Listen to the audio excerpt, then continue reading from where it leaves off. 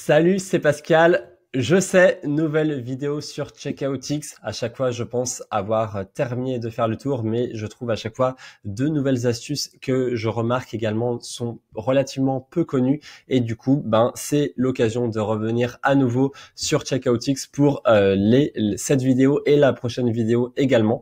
Donc aujourd'hui, je vais te montrer tout simplement ce que Checkoutix propose de faire lorsque tu utilises PayPal comme moyen de paiement. Ce que peu de personnes savent, c'est que si PayPal bloque très souvent votre compte lorsque vous avez un flux élevé de commandes, c'est donc non seulement pour vérifier, au bout de par exemple 4000 euros, il vous demande de transmettre des informations supplémentaires confirmant votre identité, mais il y a également un facteur que vous ne faites sans doute pas, c'est de copier-coller le code de suivi de commande tout simplement directement dans PayPal. Lorsque vous faites ça, en fait, sachez que PayPal est relativement pro dropshipping et il ne demande que les choses soient bien faites. Donc, lorsque vous faites cet effort, PayPal n'a aucun problème à être contre vous. Au contraire, une fois qu'il voit que vous êtes un dropshipper sérieux et que vous ne faites pas que construire des sites chaque mois que vous détruisez et que après les clients mécontents ne peuvent même plus demander de remboursement, voilà, si vous évitez ce genre d'abus, PayPal peut tout à fait faire appel avec vous. Ça demande juste donc de bien remplir ce suivi de commande que vous avez donc soit d'AliExpress, soit de la part de votre agent. Et donc là, une bonne nouvelle avec Checkoutix, c'est que contrairement donc à Shopify, il est aujourd'hui possible avec donc une fois que vous avez donc ajouté votre moyen de paiement PayPal, il est possible d'ajouter automatiquement le suivi de commande. Ça veut dire que lorsque la commande a été envoyée depuis AliExpress, si vous utilisez l'application Deezers dont je vous ai déjà parlé, cette application, contrairement à Oberlo, va automatiquement procéder à cette deuxième étape de confirmation d'envoi et va automatiquement automatiser cette commande. Du coup, à partir de là, ça va également transmettre sur votre Checkoutix le numéro de suivi à PayPal, voilà, via Checkoutix. Donc, vous voyez, c'est tout un système qui marche très très bien. Ça demande d'avoir ces nouvelles applications, puisque forcément, si vous êtes resté à Oberlo, alors avec Oberlo, c'est toujours possible, mais il faudra que cette étape de confirmation d'envoi, vous ayez cliqué manuellement pour la procéder. Donc voilà, tout simplement, moi, je vous recommande tant qu'à faire de passer à Deezers, d'avoir cette étape en une fois, et c'est tout aussi simple. Et du coup, lorsque j'arrive dans PayPal ici, là vous voyez, j'ai activé ici mon email de PayPal, j'ai mis ici sur ce shop de démo un compte fictif, et ici vous avez cette partie Send Traffic Information to PayPal. Alors là, j'ai regardé et normalement, vous avez quelque chose à faire ici. Il me semble qu'il l'automatise de plus en plus, mais au cas où, vérifiez bien que vous ayez ce petit check vert. Une fois que ceci est fait, finalement, vous n'avez plus rien à faire. Vous pouvez être sûr que pour chacune des commandes PayPal, vous avez ce qu'il vous faut. Donc, dans le cadre de cette vidéo, je vais pas après arriver sur un compte PayPal et vous montrer exactement ce que vous devriez faire, parce que tout simplement, là, c'est fait automatiquement avec ce qu'il y a là. Donc voilà, c'est une petite astuce toute bête, mais qui montre encore une fois à quel point Checkoutix vous simplifie la vie. Une petite remarque, soit dit en passant, j'ai regardé, je me suis amusé à regarder un petit peu qui les activait PayPal et qui pouvait être amené à désinstaller PayPal. Je dirais, je vois qu'il y a quand même pas mal de désinstallations et en soi, je suis quand même assez curieux de savoir le motif. Disons, pour moi, il y a un seul motif de le faire, c'est si vous voulez des discounts get X, buy X, get Y. Là, si vous voulez des coupons comme ça et que vous avez un multi-produit et que c'est super large, c'est vrai que c'est un petit peu compliqué de créer des coupons sous une autre forme. Et là, je peux comprendre effectivement que ce soit une contrainte trop forte de ne pas avoir accès à ce type de discount et que vous préfériez tout simplement repasser au checkout normal. À part cette raison, je ne comprends absolument pas les autres motifs. C'est-à-dire, il y a entre guillemets la mauvaise façon de voir dans quel cadre Checkoutix est rentabilisé. Checkoutix, c'est une application qui coûte 39 € par mois. Et du coup, vous, au lieu de payer 2% à Shopify, vous payez 1%. Donc du coup, vous pouvez faire une équation en X et trouver à quel moment, au bout de combien de CA mensuels, finalement, ce petit pourcentage en moins devient rentable.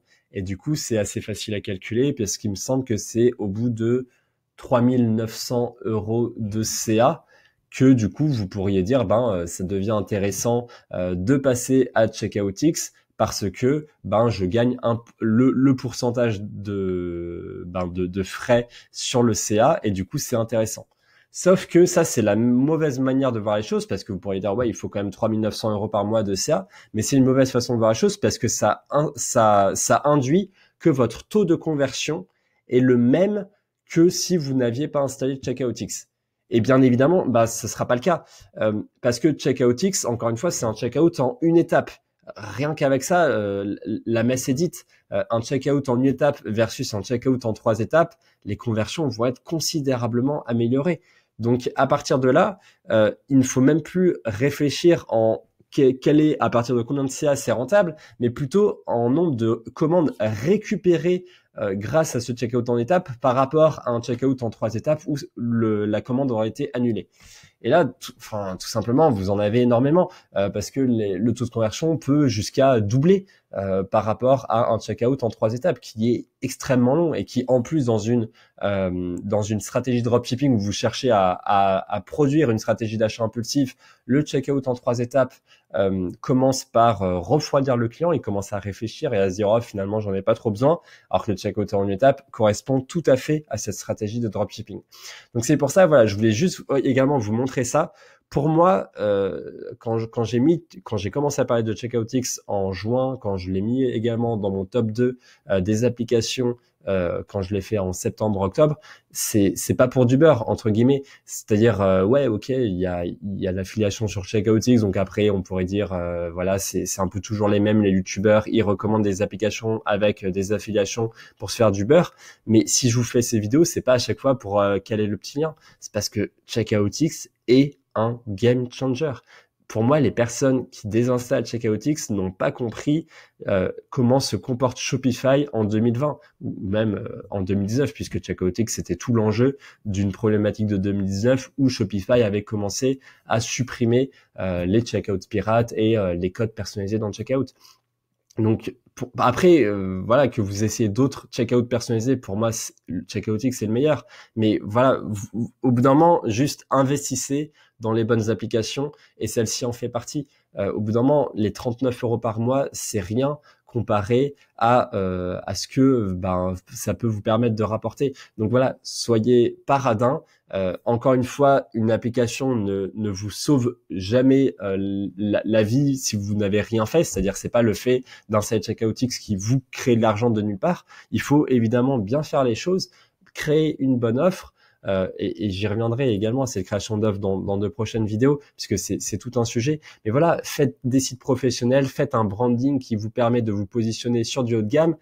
Normalement, votre panier, il est au minimum à 40 euros. Avec la montée des pubs, c'est plus possible de vendre des produits à 20, 25 euros. Donc, si votre panier est à 40 euros, CheckoutX, c'est l'équivalent d'une commande récupérée chaque mois. C'est ridicule de dire je vais la désinstaller parce que c'est pas rentable. Voilà.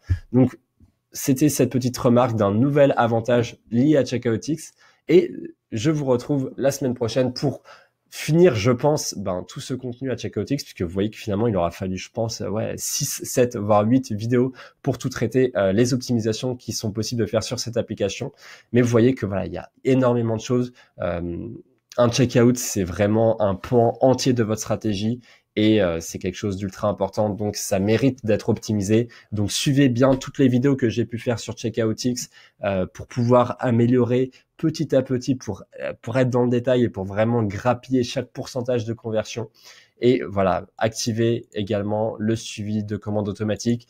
Ça vous évitera les blocages systématiques de PayPal. Il y a assez de blocages comme ça autre part qui peuvent être des faux positifs. Donc au moins faites les choses correctement et vous verrez que ça vous produit une meilleure expérience. Et encore une fois, voilà, moi je mets les personnes au défi qui ne sont pas satisfaites de CheckOutX de me donner des motifs raisonnés de pourquoi ils désinstallent cette application, parce que vraiment je veux comprendre, je cherche même tous les problèmes pour voir s'il y a des solutions.